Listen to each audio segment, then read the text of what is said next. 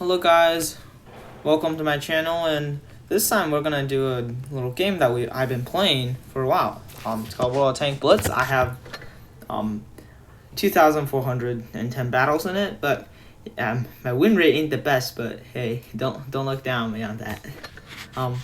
So yeah, I'm here to tell you today about the KV4. Specifically, you know how all the YouTubers always talk about all the tanks, but they're like maxed out in all the equipments and upgrades and crew and stuff and provisions. Well, as free-to-play players such as myself, we don't really have access to such extravagant ways, and we can't really just free XP our way up there, and we really gotta play the stock tanks and grind them way up there, just like this one. Well, this one's like, wait, but it's not really stock with the DT25 gun, right? But that's because I already unlocked the DT25 from the other line, in the IS line. So yeah, I guess a little head start for me then. But alright, so I'm gonna show you a replay of what just happened earlier. Here, well, I had gun rammer equipped, which is pretty good, especially for slow reload tanks such as the KV4 over here, since it'll literally deduct a whole second, which doesn't sound like a lot, but a whole second off of your reload, which is very insane. So we're gonna go into a round of what happened earlier with just stock KV4. I'm here to tell you about that. Stock tanks aren't all bad. So here on our team, we had J Panther 2, we had Colonel Panzer, we had a RHM, an IS-2, Smasher, and a Spear. The enemy tanks has also pretty deadly tanks, such as the RAAC Centurion, the VK100, and the T2020 is also pretty okay, depending on the playstyle. And well, I've been shifting my camera quite a bit over here, so yeah, so I'm going towards the heavy side, and this bush, many people uses this bush on this side, so if you're on the other side coming over, you might want to blind shot this bush, and you see how there's particles, so I knew an enemy tank must be over there, so I didn't shot it, and you saw that aim circle. That was right at his bottom plate, and the dispersion volume, which is one of the only weak sides of this tank, is not the best, especially when not aimed in. The aim time is very, very painful. So, see the IS-3, he's turning, although he's in a bush. I know where to hit him, because, like I said earlier, I already have the IS line unlocked. I know all the weaknesses. So yeah, that's a 25-2. This is a T2020. It's like an IS-8, IS-7, but kind of down the tier. So over here, I have my observation device broken, and look, one heavy on our side has already downed, so that's not a good sign. And the VK100 decided to push, which honestly is not a very good idea right now. You should just let your teammates on the hill tank it out. So I'm hiding using this bush as cover so that the VK100 can't see me very easily. And I'm shooting it into his bomb bases. That was a very bad shot by me, to be honest. Should probably traced it a little bit more, but it was really rushed. And yeah, that 400 damage was very, very lucky, I think. Anyway, so yeah, I'm angling my sides. It seems like I'm over angling, but because of the side, it's very strong. It's 150. That means you can really over angle it, and you don't need to suffer for the mistakes.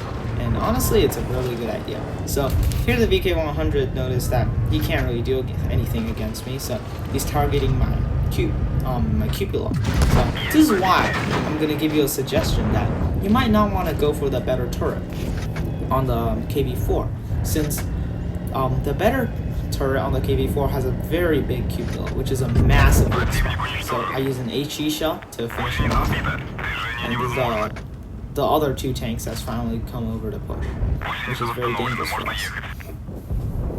Well, so yeah, you might want to use just this turret, the stock turret, because it's quite troll, since it has maybe less armor, but its cupola is very, very small. So when face hugging, since you have pretty good face armor, or frontal armor, sorry, it is very, very promising. So this IS-3 is not the best player, but the T2020 is already very low, so I'm less worried about it.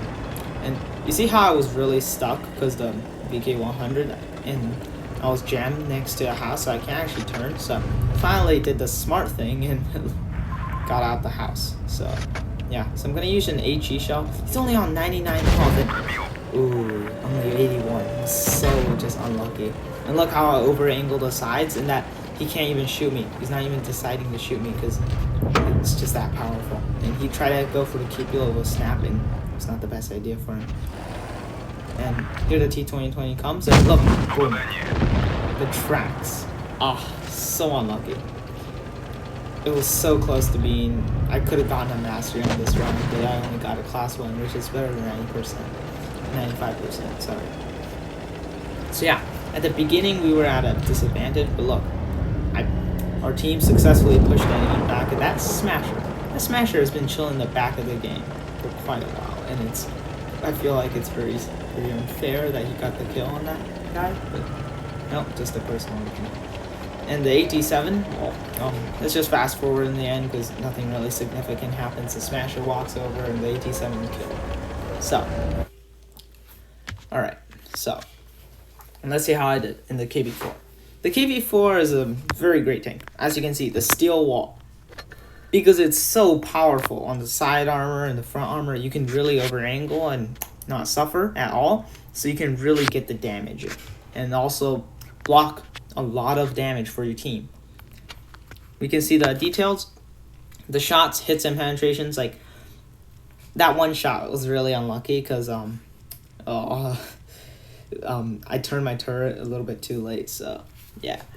And as you can see, the aim circle is a little bit, it takes quite a while since it is Soviet heavy after all, but yes. Penetrations received 5, non-penetrations 9. That's almost double the non-penetrations if you can angle your tank well. And here the most damage is obviously the VK100. Absolutely annihilated that guy. And the IS-3, 3 penetrations, 1,167. That's why I think that really should not have been the Smasher's kill. The T2020, 3 into him, but like one of them was an HE, so didn't do as much as I would have liked. And the 87, at the end I scarred his track a little bit, so yeah. And well, let's see how we did. 3,366 damage. That is very good, and as you can see, I did the most damage in the team, and the Smasher stole my kill. Kind of salty right now, but kind of sad.